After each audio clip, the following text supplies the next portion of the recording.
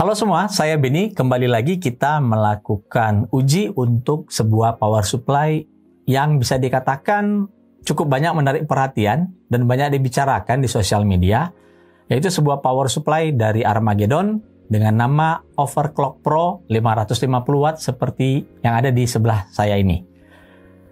Kami ingin menegaskan konten ini bukan bertujuan untuk menjelekkan salah satu produk apapun atau mencari-cari kesalahan produk apapun.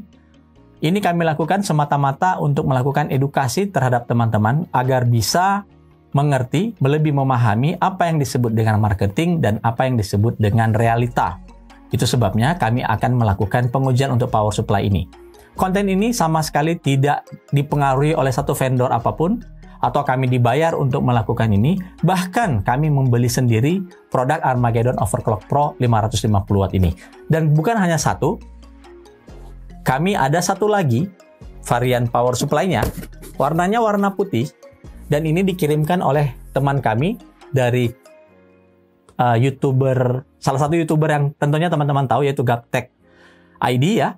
Jadi terima kasih Subki sudah mengirimkan ini. Jadi ini yang putih ini akan kami gunakan untuk membedah dalaman dari si power supply. Ini sama-sama kapasitasnya ya, 550 watt. Ini akan kami bedah. Kami akan tunjukkan apa saja komponennya, meskipun kami tidak akan detail soal mengenai komponen yang digunakan. Dan yang hitam yang kami beli ini akan menjadi base test kami tanpa kami harus membongkar isi atau melihat jeroan dari produk ini. Tentunya teman-teman juga bertanya, yang di sebelah kanan ini apa? Kok ada FSP HV Pro? Ini bukan membandingkan, kami ingin menunjukkan seperti apa power supply 550 watt yang seharusnya teman-teman bisa dapatkan. 550 watt sesuai dengan kapasitas, sesuai dengan sertifikasi yang ada, sesuai dengan berbagai klaim dari vendor yang ada. Jadi bukan sebagai pembanding, tetapi sebagai benchmark standar. Ini adalah salah satu power supply paling entry yang dimiliki oleh FSP. Dan kebetulan tinggal ini yang ada di lab kami tidak punya power supply lain dengan kapasitas yang sama. Jadi sama-sama 550 watt, dan kita akan lihat seperti apa performa dari Armageddon Overclock Pro 550 watt. Di sini kami akan tampilkan beberapa gambar dari jeroan kedua power supply. Kami bandingkan side by side. Pertama yang jelas terlihat dari input, ini adalah salah satu yang paling penting dari power supply. Bagaimana arus listrik masuk, AC itu masuk ke dalam power supply, dan harusnya ini sudah memiliki filter. Ternyata setelah kami bongkar, Armageddon tidak memiliki filter apapun. Langsung saja daya AC itu masuk ke dalam sirkuit. Berbeda dengan HV Pro, di mana dia ada beberapa komponen yang benar-benar memang melakukan filtering. Desain topologi Armageddon ini jelas masih menggunakan desain yang sangat lama dan sebenarnya sudah tidak lagi up to date untuk digunakan di PC zaman sekarang. Kita lihat itu desain topologinya regulated, tidak memiliki DC to DC converter, dan masih menggunakan cara rectifier yang sudah bertahun-tahun sebenarnya. Dan tentunya tidak lagi ideal dengan kondisi zaman sekarang. Kalau kita bandingkan kedua-duanya side by side dari spesifikasi yang ada di badan power supply, kita akan bisa melihat ada satu yang mencolok. Salah satunya adalah bagaimana spesifikasi 12 volt itu yang ada di Armageddon itu bukan total dari watt kapasitas wattnya, yaitu 550 watt, melainkan hanya di 440 watt. Kalau dijumlahkan dengan rail yang ada di 5 dan 3,3 volt, barulah dia mencapai peak atau angka 550 watt. Artinya jelas ini tidak menggunakan desain DC to DC. Kalau kita perhatikan HV Pro, jelas ini menggunakan desain DC to DC. Tadi di komponennya kita sudah lihat ada komponen-komponen modul yang menjadi rectifier dari 12 volt menjadi 5 dan 3,3 volt. Dan tulisan di badan HV Pro menunjukkan 12 voltnya itu bisa menarik jalur hingga 550 watt dengan 45,5 ampere. Armageddon Overclock Pro memberikan informasi bahwa power supply ini bisa memiliki kemampuan overclock. Meskipun di sosial media mereka melakukan revisi dengan mengatakan model atau tulisan overclock hanyalah sekedar marketing atau nama. Tetapi mereka tidak pernah merevisi atau menghapus postingan sebelumnya yang menyatakan bahwa power supply ini bisa di overclock at least 20%, sudah diuji di lab dengan berbagai penjelasan seperti yang kami tampilkan di layar ini. Kami akan mencoba menguji power supply ini dan kita lihat apakah klaim dari vendor ini bisa kita buktikan atau tidak. Metode pengujian seperti video-video sebelumnya, kami akan menggunakan dummy loader yang kami gabungkan dengan Elmore USB PMD untuk melihat seperti apa fluktuasi tegangan. Kami juga menggunakan power meter yang bisa menunjukkan berapa total konsumsi daya saat kita melakukan load, dan juga kami bisa memonitoring apakah power supply ini keduanya memiliki aktif PFC atau tidak. Sebagai informasi, Armageddon sama sekali tidak mencantumkan informasi mengenai standarisasi ATX yang digunakan di power supply ini. Mereka hanya mengatakan bahwa mereka sudah menguji dengan mesin tertentu, yang maaf, saya tahu ini mesin untuk menguji power supply, tapi saya tidak tahu ini maksudnya apa. Juga mereka memberikan beberapa logo yang sama sekali tidak ada hubungannya dengan standarisasi power supply yang umum kita temukan. Contohnya seperti sertifikasi efisiensi 80+ ataupun cybernetics. Tidak ada sama sekali. Yang ada adalah tulisan-tulisan atau logo-logo yang sepihak yang tidak menjadi standarisasi power supply yang umum kita temukan. Langsung saja kami akan melakukan pengujian yang pertama, yaitu menguji inrush current dari kedua power supply ini. Terutama pada kondisi power supply Armageddon ini menghadapi kondisi listrik yang tidak ideal, alias ya kapasitas listrik dalam rumah tersebut atau tempat tersebut sangat limited, dan ini biasa menyebabkan terjadi inrush current pada power supply. Power supply Armageddon Overclock Pro 550 watt sudah kita pasang. Di sini ada MCB, ini MCB 2 ampere.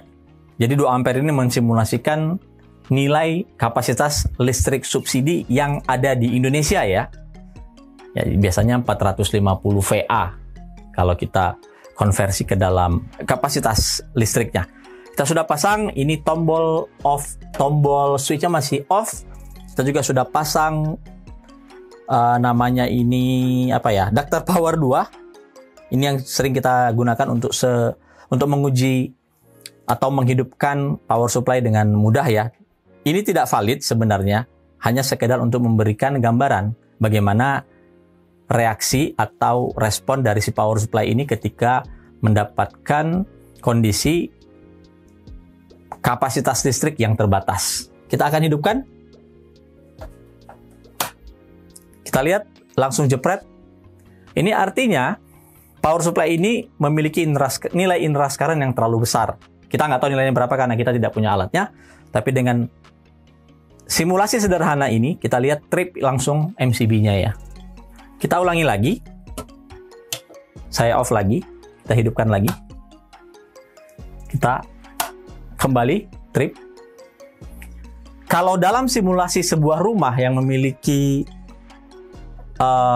kapasitas listrik terbatas, jelas power supply ini akan menyebabkan trip setiap saat ketika hendak dihidupkan.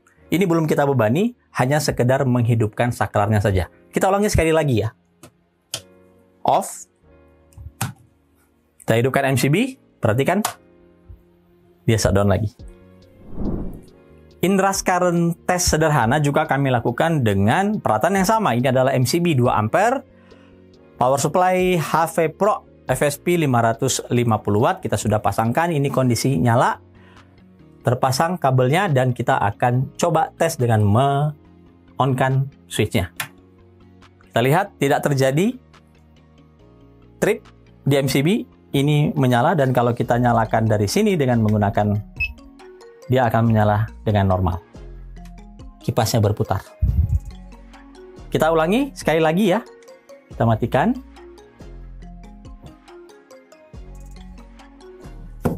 Kita matikan ini.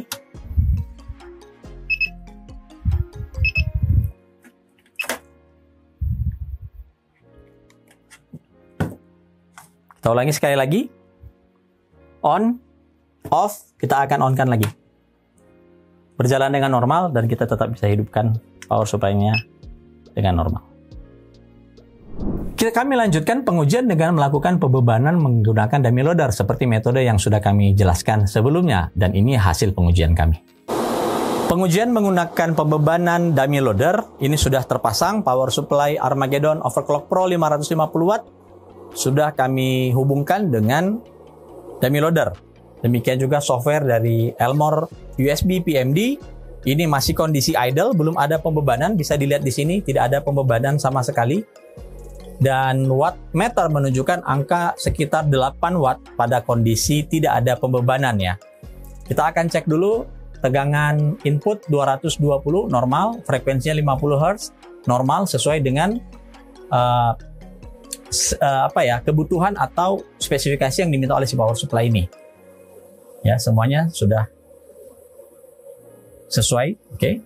Lalu kita akan coba membebani di 12 volt. 12 volt di power supply Overclock Pro 550 watt itu di angka 36,67. Kita anggap 36 watt saja. Kita bebankan dulu mulai dari 10. Untuk 5,5 dan 3,3 itu ada di 14 dan 16 ampere. Kita bebankan 8 ampere dulu. Dan untuk 5 VSB ada di 2 ampere dan minus 12 volt ada di 0,2 ampere. Oke. Untuk 5 VSB dan minus 12 bisa kita abaikan. Kita akan fokus pembebanan pada 12, 3,3 dan 5 volt. Dan di sini kondisinya sekarang kita baru load di 12 volt di 10 ampere. Kita naikkan lagi 20 ampere. Kita naikkan lagi 30 ampere saat ini. Lalu untuk 3,3 dan 5 volt kita bebankan 10 ampere saja masing-masing. Oke, ini kita dapatkan dan kita lihat saat ini konsumsi daya itu sudah 542. Konsumsi daya ini adalah daya yang diambil dari PLN untuk meload seperti ini. 30 ampere di 12 volt ya, 10 ampere di 3,3 dan 5 volt. Lalu kalau kita perhatikan di bagian dari Elmore USB PMD, tegangan itu terlihat di angka 12,38 sampai 12,4. Dari idle-nya tadi ada di sekitar berapa ya ini? Sekitar 12,3 lah ya. Dan kita lihat sini pembebanannya sudah ada. IPS 1 power itu mewakili 12 volt CPU ada di 104 watt dan PCIe 2 PCIe 3 masing-masing dibebani sekitar 70-an watt ya.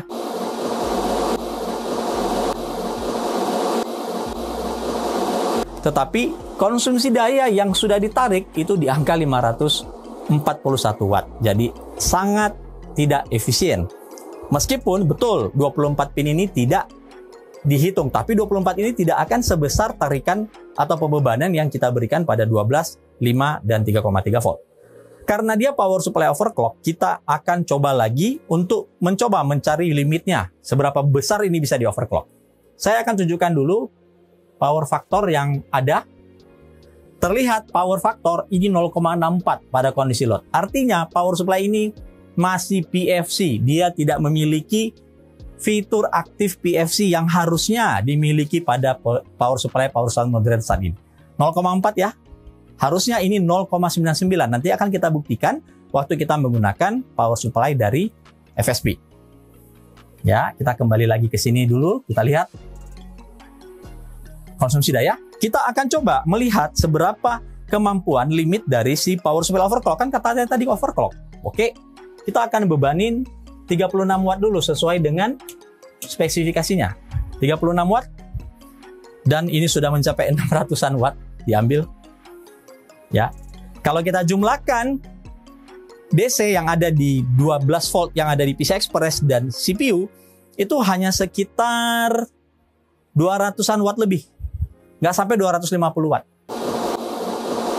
Tetapi konsumsi dayanya sudah lebih dari 1 kali lipat. Konsumsi daya dari listrik harus kalian bayarkan. Lalu kita akan coba naikkan lagi. Kita akan langsung ke 40 ampere. 40 ampere. Sudah 700 watt.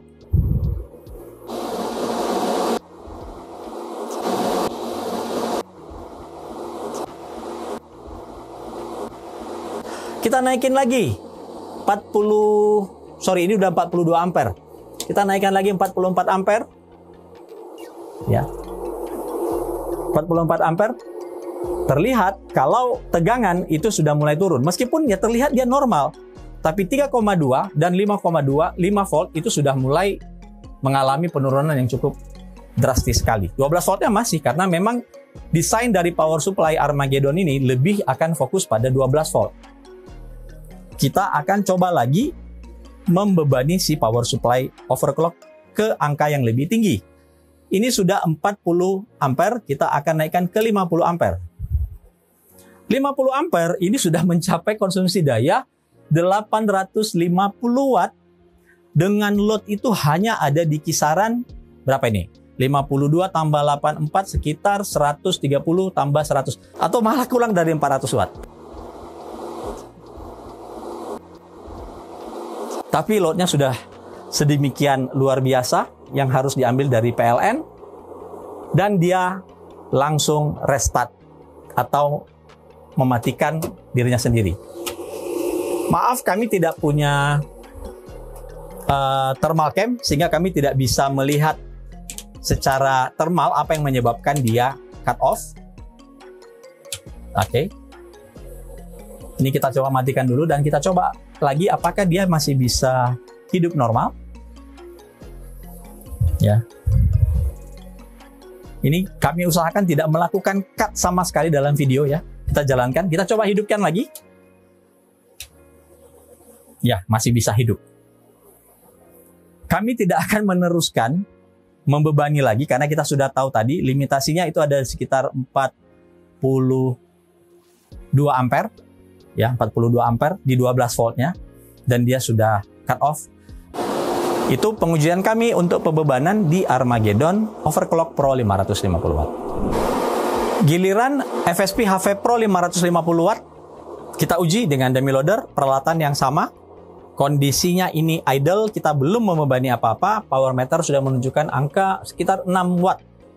6,6 watt pada kondisi idle. Kemudian ini adalah tegangan yang dibaca oleh dummy loader dan juga software dari Elmore USB PMD. Kita cek lagi dulu tegangan-tegangan yang akan nih 230 volt untuk tegangan input dan 50 Hz frekuensi sesuai dengan spesifikasi yang dibutuhkan oleh si HV Pro. Kita akan mulai membebani. 12 voltnya ini tercantum 45,5 ampere.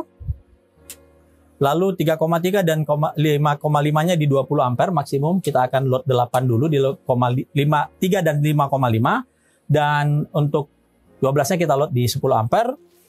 5 VSB ada di 2,5 ampere. Dan minus 12 voltnya ada di 0,3 ampere. Sekali lagi abaikan yang 5 VSB dan 12 volt dalam pengujian pembebanan ini. Ya. Ini di 10 ampere, 12 volt, 8 di 5 dan 3,3 ampere. Kita akan mulai load 20, 30, 40. Ini sudah 40 ampere. 5,5 dan 3,3 masing-masing di 8 ampere. Kita lihat tegangan, mesin menunjukkan angka 11,8 dan output dari Elmore PMD menunjukkan angka 12,04. Masih sangat bagus sekali ya. Demikian juga dengan 3,2 dan 4,9-nya. Kita akan coba 10 ampere di 5 dan 3,3 volt dan kita genapkan dia di 45 ampere untuk 12 voltnya. Ya, sini kita lihat tegangan output masih stabil di 12 volt. Ya. Mesin menunjukkan angka 11,8. Kalau kita lihat total load yang terjadi di sini itu ada di sekitar 300 watt. 300 watt lebih ya, 300 watt lebih. Di sini konsumsi dayanya sudah mencapai angka 687 watt. Sekali lagi, ini sudah lebih dari yang kita bebankan di power supply Armageddon sebelumnya. Sama-sama 500 watt. Tadi dia sudah mencapai angka 800 watt lebih. Kita lihat berapa power factor. Jelas ini memiliki aktif PFC. Power faktornya ada di 0,99. Ya, 0,99. Kita coba lagi, kita coba bebankan lebih lagi.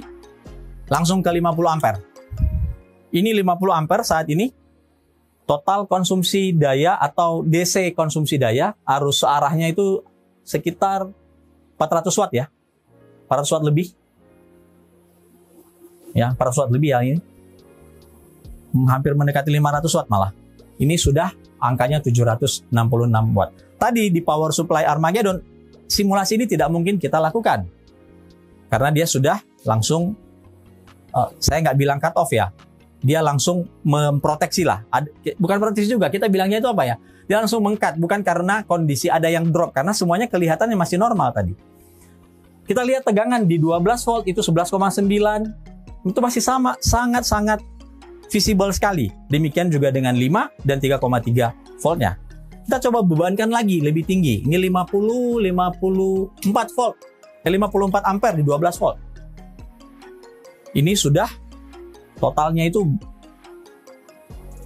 ini sudah 500 watt lebih. 500 watt lebih ini.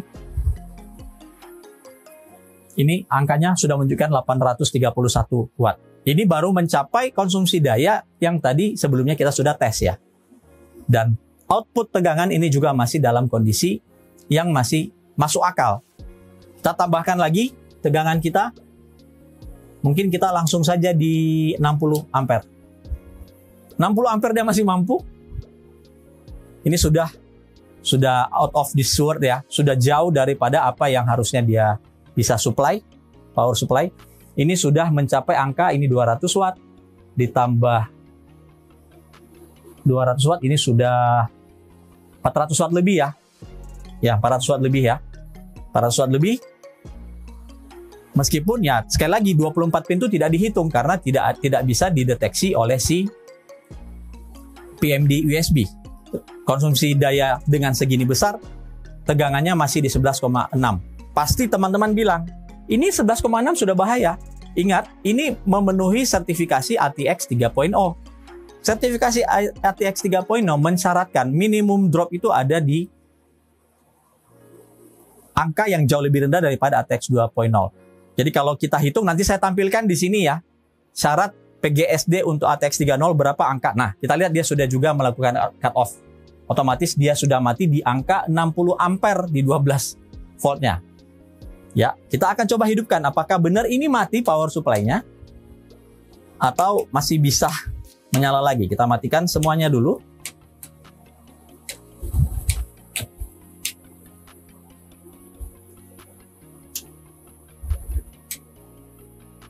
Kita matikan, kita hidupkan lagi. Masih bisa menyala dengan normal. Semuanya berfungsi dengan normal, baik itu di dummy loader maupun pembacaan yang ada di PMD USB. Kami akan jelaskan secara lengkap lagi di kesimpulan setelah pengujian ini. Ada beberapa hal yang kami bisa sampaikan dari pengujian yang sudah dilakukan. Pertama, untuk inrush current.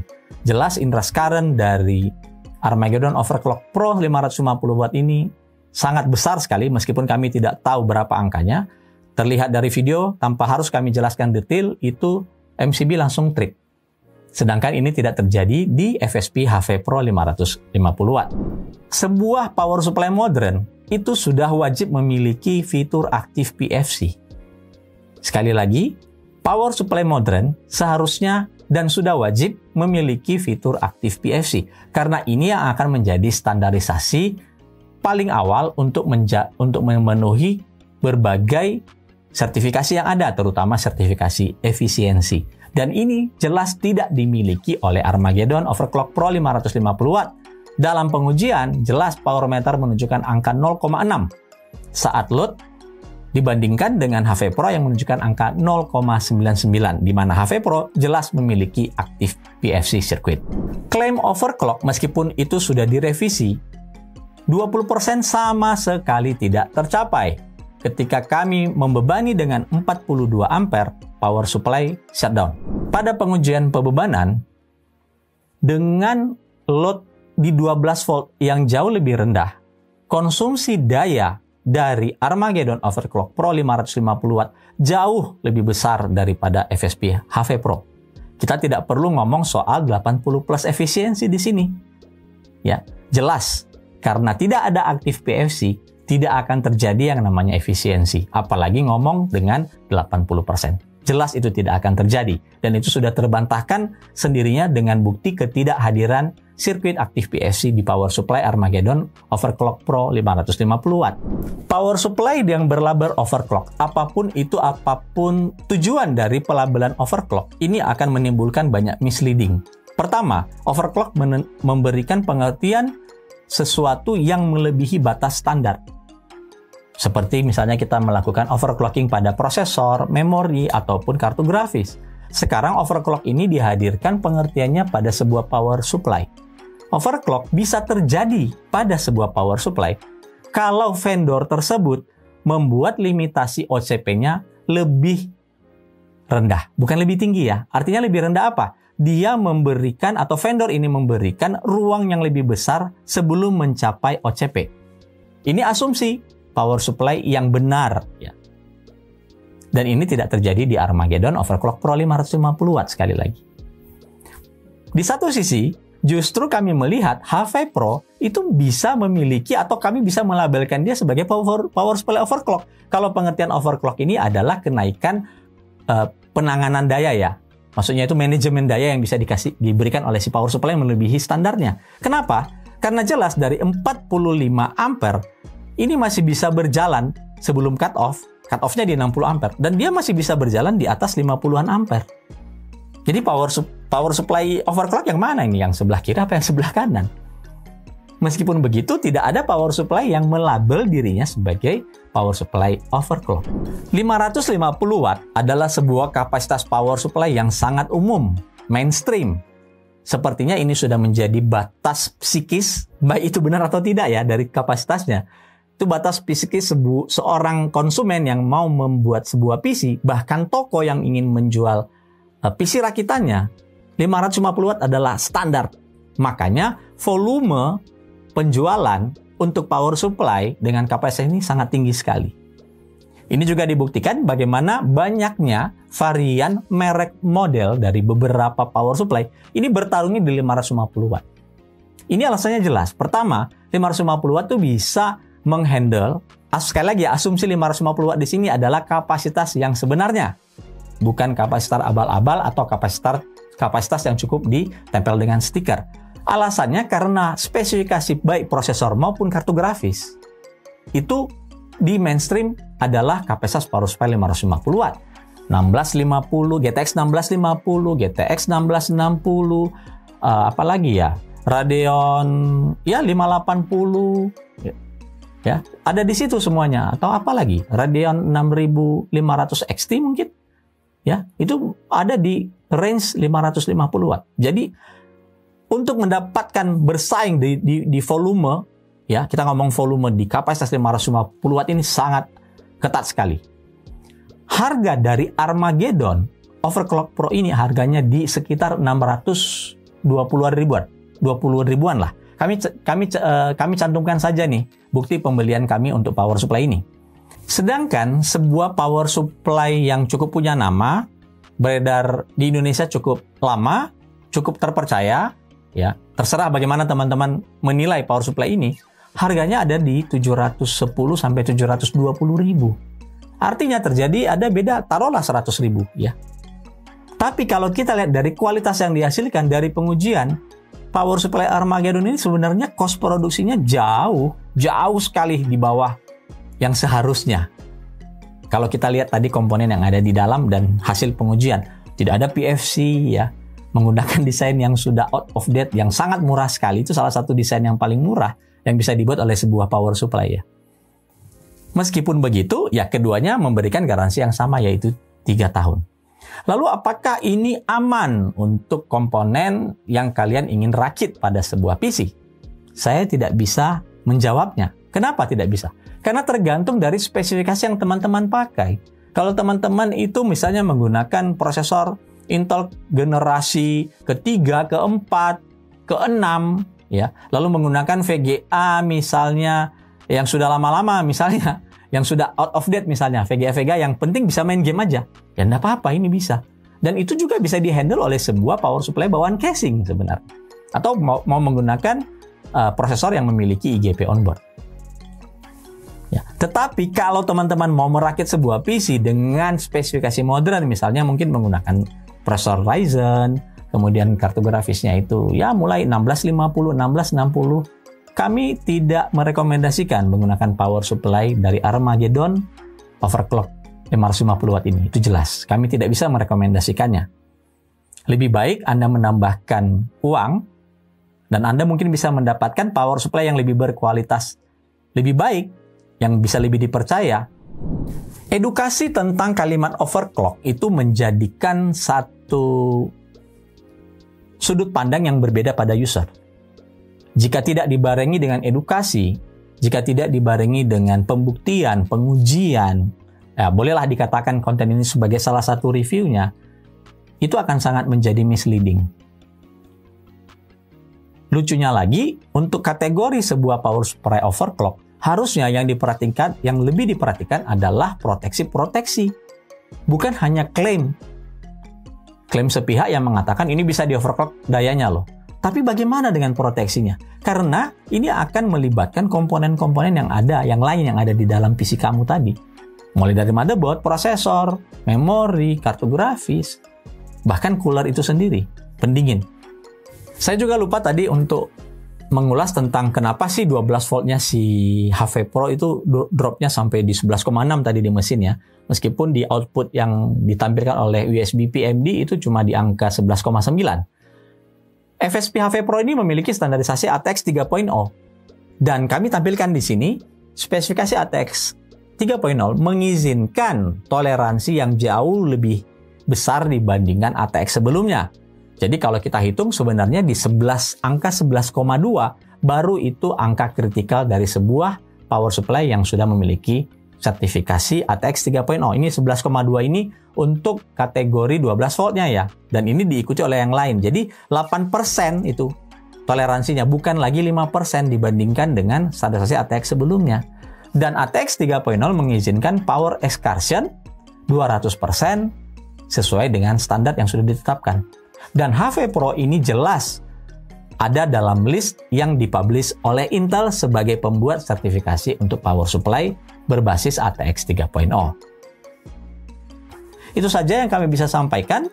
Ada opini, ada data, ada pembuktian, dan ada pengujian.